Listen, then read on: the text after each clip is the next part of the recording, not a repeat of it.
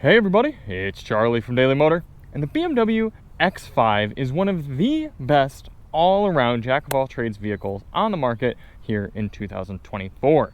It starts at just over $60,000, and you can equip it all the way up with the 4.4-liter twin-turbocharged V8 engine.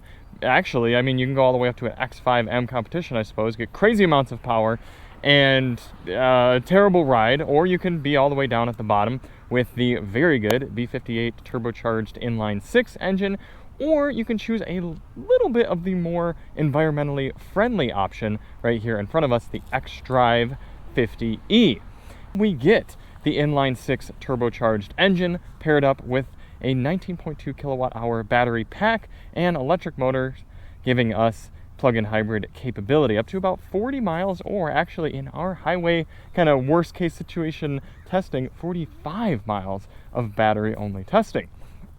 This one you're looking at costs about $81,000. In this video, we're going to take a look at the window sticker, talk about the options that it's got, the ones I would choose, the ones that I would not, whether it's worth getting the plug-in hybrid option, paying that $5,000 premium for it, and of course, we're going to rank it on the Daily Motor leaderboard. So we've had a few X5s throughout the years, and to me, it's the perfect sized vehicle for if you gotta have sort of a one car do-it-all sort of vehicle. This one you're looking at has 2-axle air suspension, which means it can lower itself down for loading it up with things, or it can raise itself up for doing off-roading.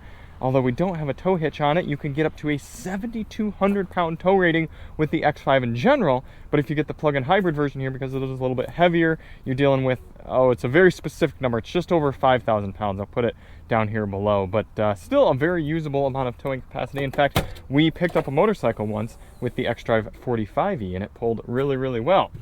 You got this split kind of open up clamshell format that the X5 has had for a while, which is really cool because you can use it as a seat for looking at things and activities, or you can simply make it easier to slide things in and out of. You get a little bit of underfloor storage. We've got our charger down here, as well as some other bits and bobbles and pieces. And I don't think we have a spare tire, but you can option it with the X5. I don't know 100% with the plug-in hybrid model. I think you can. Got a grocery bag hook here that we did use this week. Unfortunately, no ability to fold the second row seats from here. And that's a bit disappointing because, especially if you are a shorter person and you have to try to reach way over with this in the way, then it makes it difficult. Let's see if you fold it up. Then I can get a little bit closer here, and at 5'10", I can reach that down. The seats fold down nicely, and you got a big cargo area. Obviously, you can pull this sort of partition out and really get a lot of usable space there. Something to consider is that even though you're going to get decent-ish fuel economy with this, we got 28 on the highway. You're probably going to see about 23 in mixed driving on just gasoline alone. You do have to put premium fuel in it, so that's going to offset your cost savings a little bit. Just something to remember. In the back, I wish the doors would open a little bit wider. If I were getting something like a rear-facing car seat in here, there'd be a tad bit of finagling that would need to be done. And this one has got the M Sport appearance package, meaning we got light up M kick plates even in the rear. Pretty extra in my eyes, but we've got this beautiful, I'll get the color for you here in a second, but this beautiful interior color, kind of a white interior, looking nice. The sunshade, keep the sun off your children's. Some tablet holder there if you want to option that. The rear gives you climate control with heated seats optionally, and air vents, of course. Very important. Do the windows go all the way down in the back? Let's see. Yes, they do. Okay, although this one stays closed, so you got to kind of put your arm forward, but it's actually a fairly low window sill in this modern day and age. Big panoramic sunroof that I typically leave closed in the daytime because it is warm. I don't want sun beating in on me. Flip down armrest with some smaller cup holders. Definitely good to have those, and a little bit of a cargo storage area as well, although it is hard plastic, so it is going to slip around. We've got 40-20-40 split fold seats, so this center seat can actually fold down on its own if you want to put something along through here like skis or, I don't know, 2x4s, whatever you want to pick up with your X5. It is a sport activity vehicle, so you should be doing sporting and activitying. Only level 2 charging for the plug-in hybrid model here. Not a big deal. Not really going to be DC fast charging this. In fact, interestingly enough, we just recently moved to a new place here in Southern California, and I do not have a 240 volt charger in the garage yet, so I spent the entire week charging this on 110 volts, just our basic garage wall style outlet, and I was still able to do most of my driving on electricity. Charging it overnight fills it up a decent bit of the way. I don't have the exact figures in front of me here, but let's see, it's 19 kilowatt hours usable, so theoretically it'll take you about 18 hours to fill the whole thing up if you're running on max power. Interestingly, we do have soft closed doors, so I can just go like that, and then they're pulled closed. That's nice to have at this price point. Power adjusted steering column, paddle shifters, nice interior, a lot of nice interior ambient lighting. Big center console right here. I shouldn't say big, decently sized, adequately sized. Of course, we have our knob controls and iDrive 8.5, which means a lot of our controls are buried into the infotainment system. And I, for one, am okay with that. It's not my favorite system in the world. I would prefer more buttons, but it certainly doesn't throw me into a fit of rage like it does some of my other colleagues.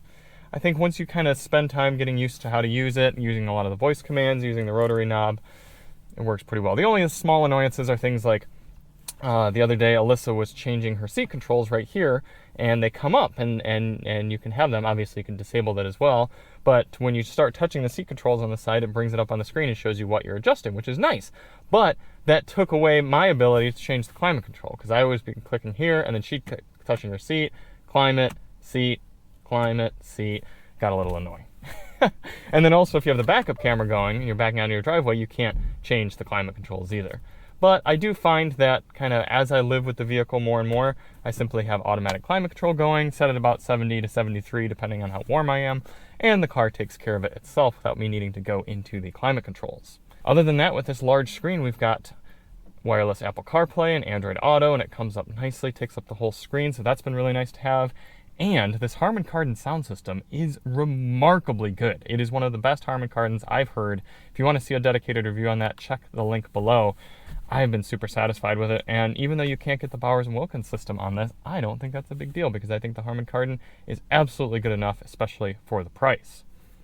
Taking a look at the window sticker, 24 X5 xDrive50e, starts out after destination at $73.50. But the one you're looking at, sorry, I was mistaken at the beginning of the video.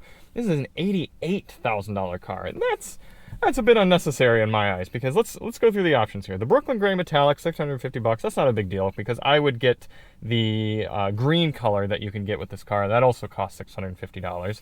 Silverstone Sensafin. So this is not real leather, but it still feels nice, and I would get either this color or the coffee Sensafin. So that's included.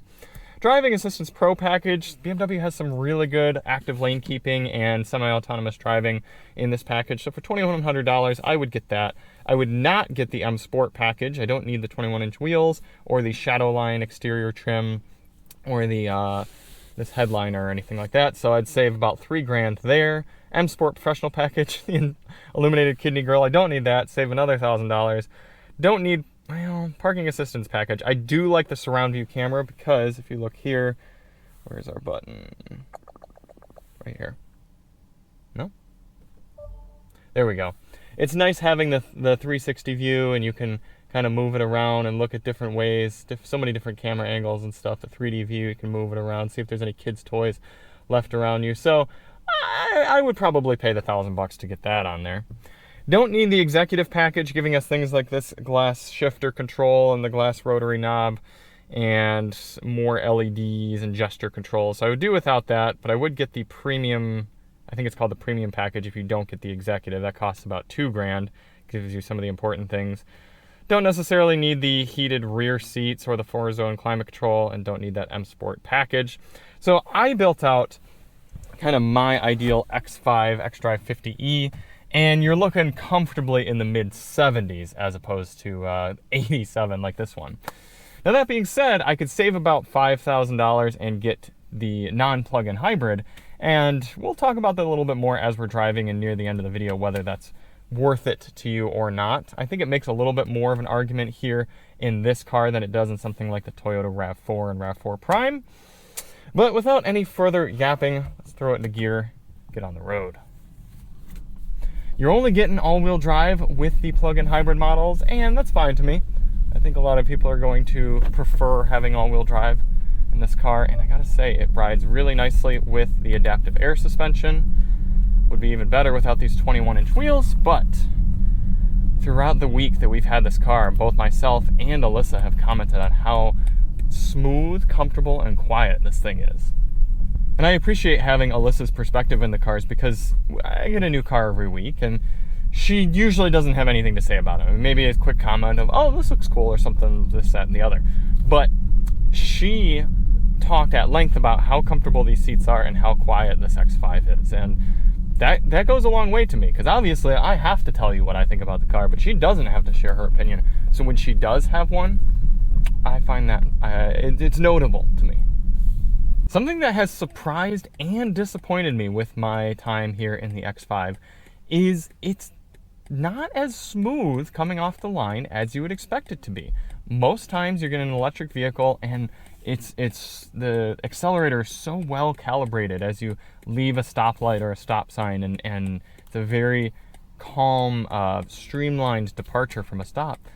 I've had a lot of jerkiness in this vehicle, and I don't know if it's something to do with the M Sport tuning or if it's something to do with the fact that the electric motor still works through the transmission. But if you don't accelerate just right, if you don't apply just the right kind of pressure onto the accelerator pedal, you'll have this jerk you and your passengers around, and that's not something characteristic of BMW and their ZF 8-speed transmission. Driving around in hybrid mode, the vehicle will give you about 50% of your total power on electricity, and then if you accelerate harder than that, immediately the engine fires up and gives you a very streamlined transition between your electricity and your gasoline. Been pretty impressed with that. And then if you're driving this as an electric vehicle, you're charging it up fully every time you're at home, you can use the electric drive mode, and then that gives you up to about 65-70% of your total available power on electricity. So you can see here, light turns green. It's still shifting, but you can see how efficiently I can still take off, and I mean that was quick, and that was all battery.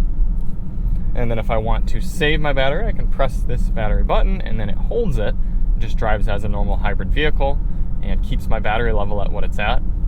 And that gets me into a little bit of the conundrum with plug-in hybrid vehicles.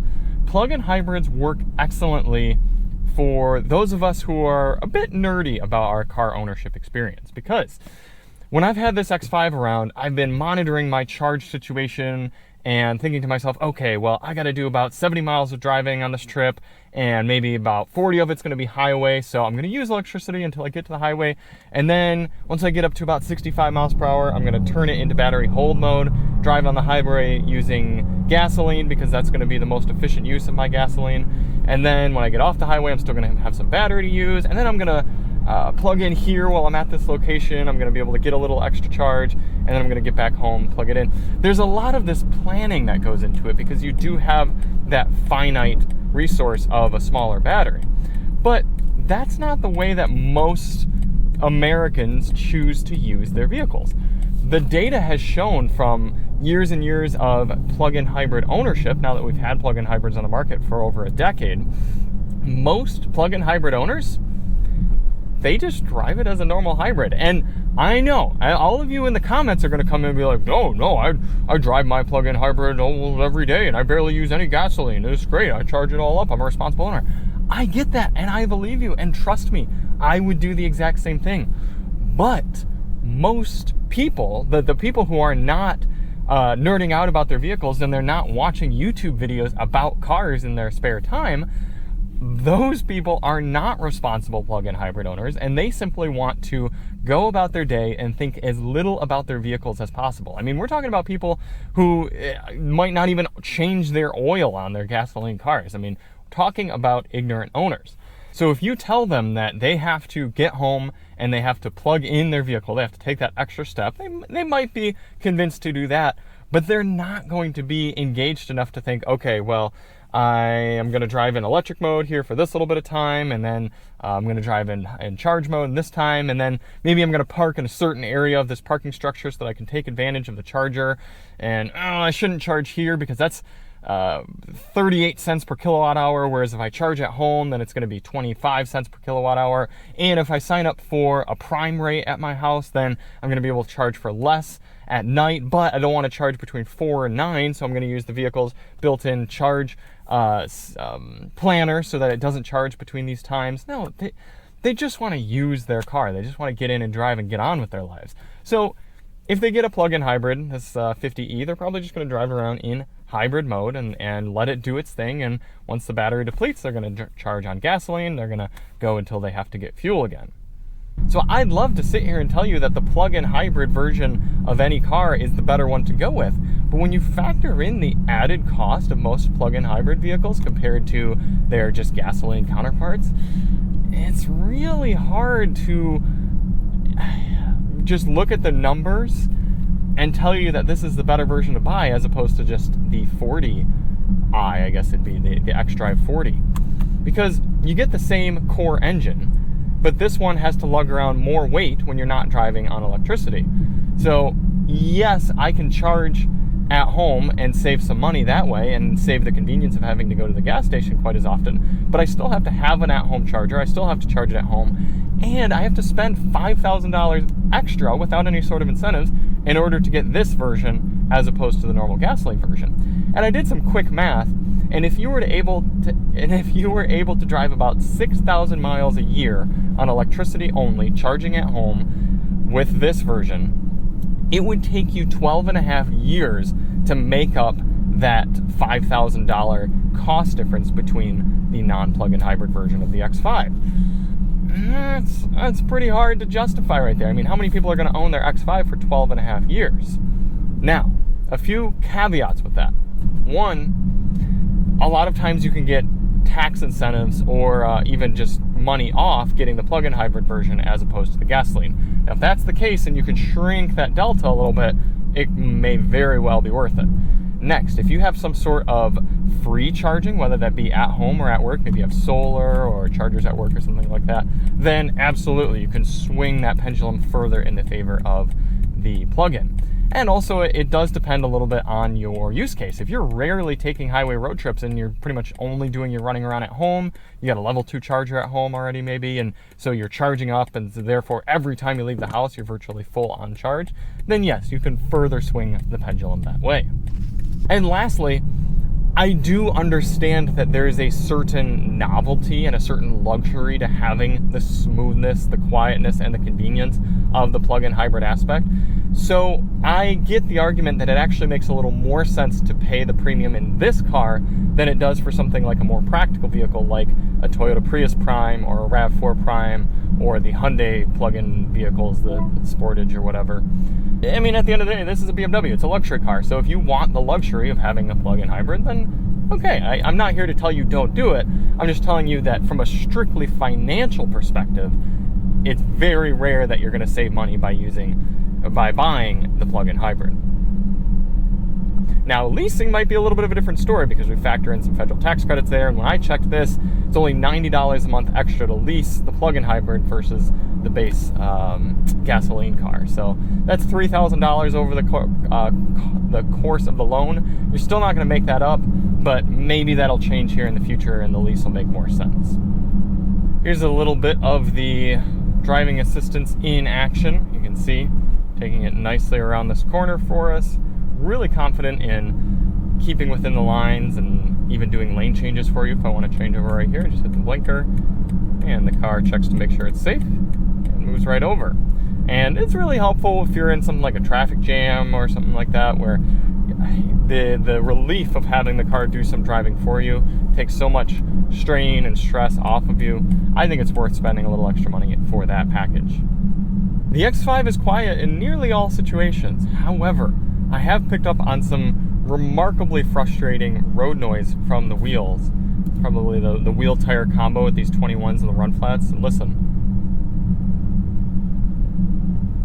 it's a hollow road noise sound that it's like, come on, can't you use a different tire or some sort of compound to make that better? And it's probably exaggerated by the fact that the rest of the vehicle is so quiet, but I really hope that's due to the M Sport package and not just inherent to the car itself.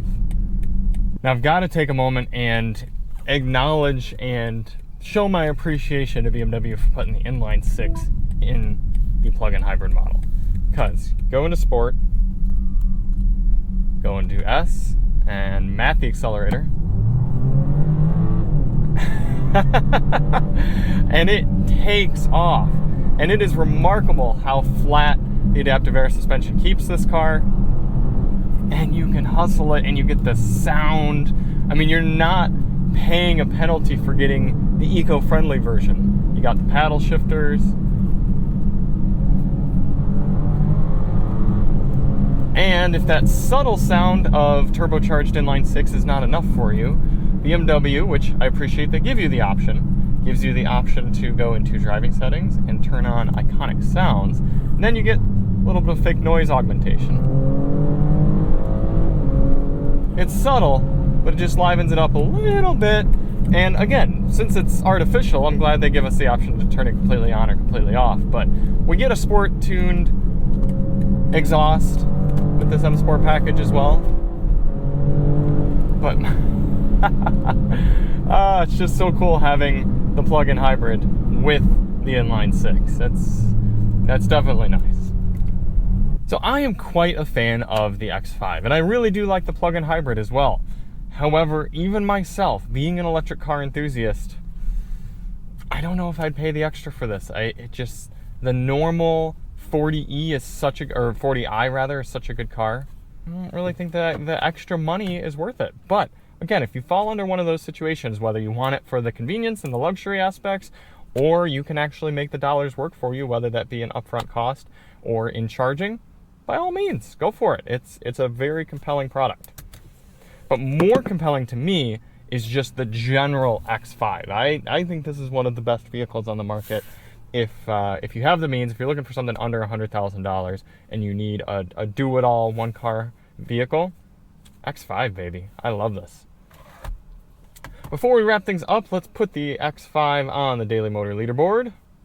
Now, this is my subjective ranking list on the cars I've driven for an extended period of time this year, based on how are they to drive, how would they be to live with, and how well do they execute their purpose. Current leaders still the Kia EV9, Hyundai Ioniq 6, and Toyota Tacoma, with the LC500 and Mazda 3 wrapping up the top 5. I know where this is going. As much as I love the X5, I'm putting it right here, just below the Mazda 3. So we're looking 6th place so far this year out of 23 different cars. Very strong. And I think if this were maybe a little bit more affordably spec'd version, it'd be a little bit higher up there. But it's hard for me, and I know that's actually a bit ironic considering the EV9 was pretty expensive as well. Not too far off of this, of what you could get this for.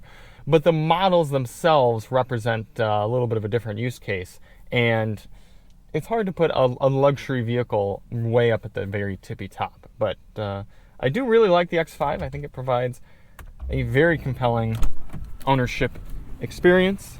And if you are in the class, I would recommend it over the Mercedes and the Audi.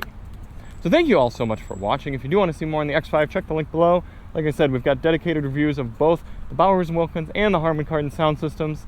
And we've driven some of the previous models as well. And we'll see you on the next one.